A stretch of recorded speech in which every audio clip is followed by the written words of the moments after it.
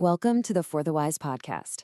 Hey, before we get deep into tonight's explainer, do me a huge favor. Hit that like button, share this with someone who needs it, and make sure you're subscribed for more deep dives. Okay, pull up a chair, let's pretend it's 2 a.m., we're out on the porch, or maybe tucked away in some dim, quiet cafe. Our little 3D clay characters are just chilling, and yep, there's my buddy Hakeem the owl right on the table, keeping a sharp eye out. Today, we're getting into something absolutely fascinating: the architecture of deception and the profound power of silent observation. So, have you ever been spiritually catfished? You know that jarring, completely unsettling moment when you realize someone wearing muddy boots just stomped right through your inner life? You genuinely thought they were a kindred spirit, but then, boom, the illusion shatters. You realize they were faking their essence the entire time. It is literally an emotional crime scene. Okay, let's dive straight into section 1, the trap of social mirroring and its really strange physics. So mirroring, it used to be this primitive social trek just for tribe bonding, right? But today, it has evolved into a highly tactical art of reverse engineering your core values just to gain access to your trust. These opportunists, they basically scan you like you're a piece of software they're trying to hack. Look at Hakeem, leaning forward on that dim corporate desk with those wide eyes. He knows exactly what I'm talking about. They are actively studying your source code. Here's the danger. If you give people your contours way too early, you're essentially handing them the blueprint for your psychological lock. When you talk too much or shine a bit too brightly right out of the gate in a new relationship or, say, a new job, you actually stop seeing the real environment around you. Instead, you're just looking at your own reflection, tossed right back at you by a charlatan. Let's move to section 2 and see how this builds. We're looking at why we fall for mimicry, which is, at its core, a massive evolutionary glitch. Think about it like this. Back in ancient tribes, mirroring was just a bonding reflex. If someone copied your posture or matched your tone, it signaled safety. It meant, hey, I'm a fellow villager, I'm not a predator. But in our modern, kind of lonely and fragmented world, that exact same survival mechanism gets totally hijacked. People use it as a strategic shape-shifting shortcut for rapid intimacy. And this brilliantly illustrates why the betrayal cuts so incredibly deep. Someone trespassed into your inner architecture, not to understand it, but to weaponize it against you. It is a really heavy reality to sit with. When that mask finally slips, you aren't just mourning a lost friendship, you're mourning the loss of what you truly thought was deep, profound recognition. That brings us right into section 3, authenticity versus cheap imitations, and the true underlying cost of human connection.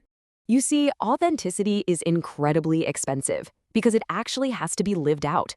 An authentic person has to uphold their values, even when it's super inconvenient. Mimicry, on the flip side, is totally cheap because it's purely performed. They don't have to live it, they just act it out.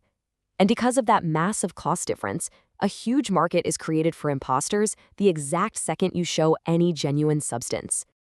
So this naturally begs the question, how on earth do we cultivate an authenticity radar without just becoming a complete cynic? I mean, you don't want to become a total hermit, right?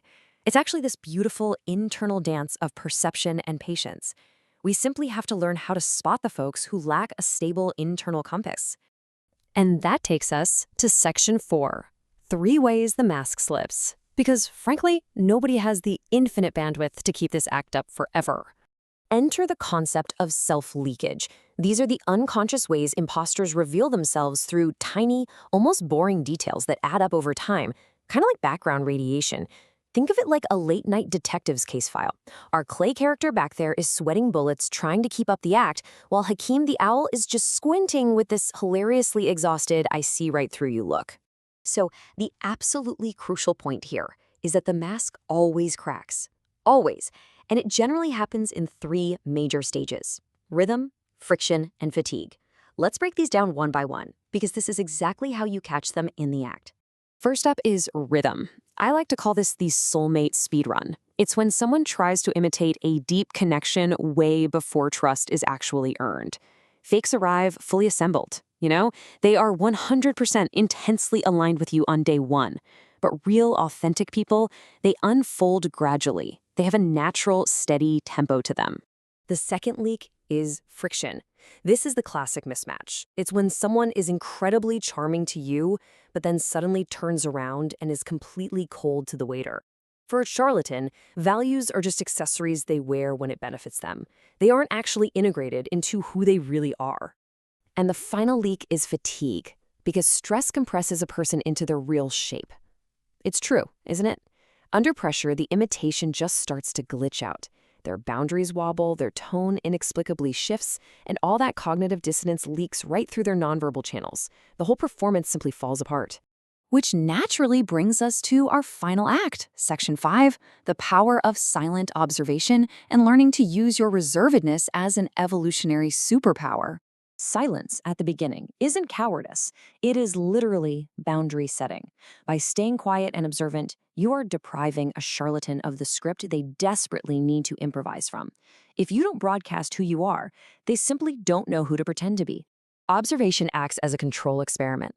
It forces people to reveal their default gravity. You never need to aggressively interrogate anyone. Just stay half a beat slower than your environment. Let them talk. Let them exist, because time is the ultimate solvent, and it gives you the space to just sit back and watch artificial identities naturally dissolve.